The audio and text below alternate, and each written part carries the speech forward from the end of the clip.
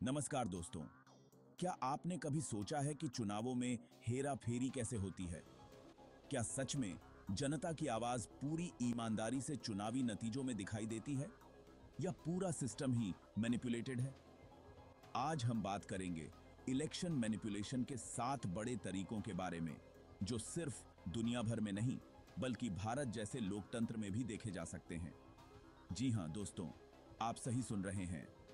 भारत जैसे लोकतंत्र में भी जहां हर नागरिक को वोट देने का अधिकार है, वहां भी इलेक्शन मैनिपुलेशन होती है। कैसे? आइए समझते हैं। सबसे पहला और सबसे आसान तरीका है वोटर सप्रेशन। मतदाता सूची से नाम गायब कर दो। आखिरी समय पर ईवीएम मशीनें खराब कर दो। वोटिंग डेट्स को लेकर गलत जानकारी फैला दो। बस काम हो गया। 2019 के लोकसभा चुनाव याद हैं? कई राज्यों में लाखों नाम मतदाता सूची से गायब मिले थे। लोग वोट डालने गए, लेकिन उनका नाम ही नहीं था। कई बार तो लोगों को डरा धमका कर भी वोट डालने से रोका जाता है। ये लोकतंत्र का मजाक उड़ाने जैसा है। इसलिए जरूरी है कि हम वोटर सप्रेशन के खिलाफ आवाज उठाएं। गुड हक है। अब बात करते हैं जेरीमैंडरिंग की। इसमें चुनाव क्षेत्रों की सीमाओं को इस तरह बदला जाता है कि एक खास पार्टी को फायदा हो। मान लीजिए एक इलाके में एक जाति के लोग ज्यादा हैं। अगर सीमाओं को इस तरह बदला जाए कि उनके वोट बढ़ जाएं, तो नुकसान होगा। साफ है, उस जाति के उम्मीदवार को नुकसान होगा। सबसे बड़ा उदाहरण है जम्मू कश्मीर का डिलिमिटेशन विवाद। नई सीमाओं से एक खास समुदाय को फायदा पहुंचाने की कोशिश की गई है। इससे चुनाव निष्पक्ष नहीं रह जाते। इसलिए जरूरी है कि सीमाओं को तय करने का काम स्वतंत्र संस्था को सौंपा जाए। दोस्तों, आज के समय में ईवीएम मशीनें चुनावों का अहम हिस्सा बन चुकी हैं। लेकिन क्या आपने कभी सोचा है कि क्या ये मशीनें वाकई में 100% सुरक्षित हैं? क्या इनमें छेड़छाड़ नहीं की जा सकती? देखिए, ईवीएम मैनिपुलेशन के कई तरीके हो सकते हैं, जैसे कि मशीन को पहले से प्रोग्राम करके रखना या फिर वोटिंग के दौरान मशीन में गड़बड़ी करना। 2019 के लोकसभा चुनावों में विपक्ष ने ईवीएम टेम्परिंग के गंभीर आरोप लगाए थे। हालांकि चुनाव आयोग ने इन आरोपों को सिरे से खारिज कर दिया था, लेकिन पारदर्शिता पर सवाल अब भी बने हुए हैं। कई तकनीकी विशेषज्ञों का मानना है कि ईवीएम मशीनों को हैक किया जा सकता है, और अगर ऐसा होता है तो ये लोकतंत्र के लिए बहुत बड़ा खतरा होगा। इसलिए जरूरी है कि ईवीएम मशीनों की सुरक्षा को लेकर कोई समझौता न किया जाए। साथ ही चुनावों में पारदर्शिता बढ़ाने के लिए पेपर बैलेट का इस्तेमाल भी जरूरी है। चैप्टर 4। दोस्तों, मीडिया को लोकतंत्र का चौथा स्तंभ कहा जाता है।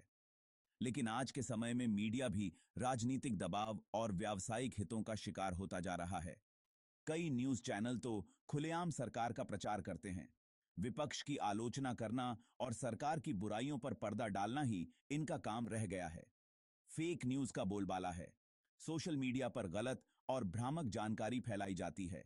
लोगों को गुमराह किया जाता है, और इस सब का मकसद सिर्फ एक ही होता है, चुनाव जीतना।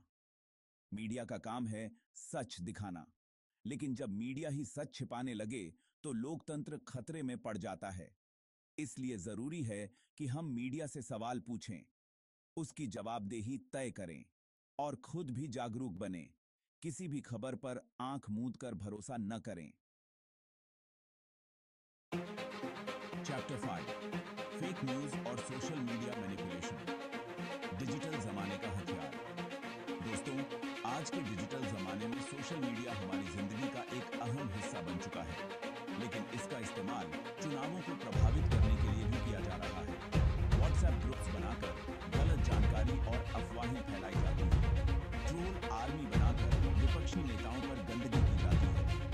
एआई का इस्तेमाल करके एफर्जी वीडियो और तस्वीरें बनाई जाती हैं।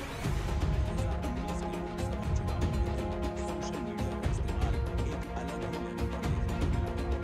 व्हाट्सएप पर धोखे से प्रचार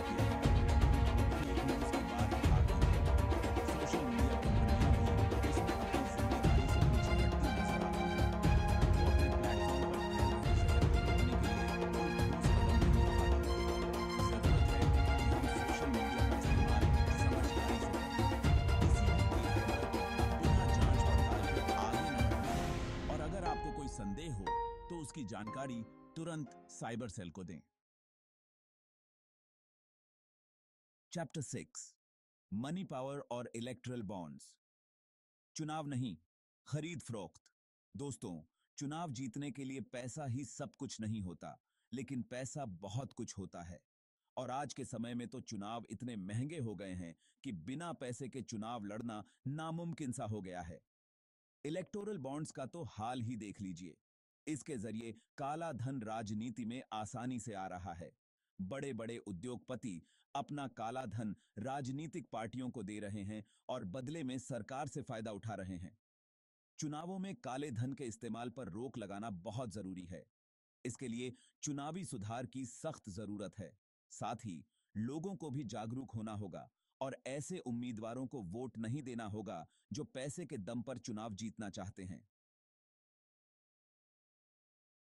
चैप्टर 7, कम्युनल पॉलिटिक्स और डिवाइड एंड रूल। नफरत की राजनीति का खेल। दोस्तों, भारत एक धर्मनिरपेक्ष देश है। यहां हर धर्म के लोगों को रहने का अधिकार है। लेकिन अफसोस की बात है कि आज भी कुछ लोग धर्म के नाम पर राजनीति करते हैं। वो लोगों को धर्म के नाम पर बांटते हैं और उनके बीच नफरत फैलाते हैं। चुनावों के दौरान तो ये नफरत और भी ज्यादा बरहैकिन जाती है। धार्मिक भावनाओं को भड़काने वाले बयान दिए जाते हैं। धार्मिक स्थलों का इस्तेमाल चुनाव प्रचार के लिए किया जाता है। हमें इस नफरत की राजनीति को समझना होगा। धर्म को राजनीति से अलग रखना होगा और ऐसे लोगों को चुनाव में हराना होगा जो धर्म के नाम पर वोट मांगते हैं। ओतरो जागरूक बने, सशक्त बने। तो दोस्तों, ये थे चुनावों और परीक्षाओं में हेर-फेर के कुछ बड़े तरीके। लेकिन सवाल ये है, क्या हम इससे बच सकते हैं? बिल्कुल। अवेयरनेस, जागरूक बनिए। अपने अधिकारों को जानिए। चुनाव प्रक्रिया को समझिए। फैक्ट चेकिंग, किसी भी खबर को बिना वेरीफाई किए मत मानिए। मीडिया की खबरों पर आंख मूंद कर भरोसा मत कीजिए। एथिकल वोटिंग, सही कैंडिडेट और निष्पक्ष परीक्षा प्रणाली को समर्थन दीजिए। पैसे या दबाव में आकर अपना वोट मत बेचिए। लोकतंत्र तभी मजबूत रहेगा जब जनता सवाल पूछेगी। तो सवाल पूछते रहिए और जुड़े रहिए। अगर ये वीडियो आपको पसंद आया हो तो लाइक, शेयर और केआरजे ब्रांड को सब्सक्राइब जरूर कीजिए। मिलते हैं अगली बार। धन्यवाद।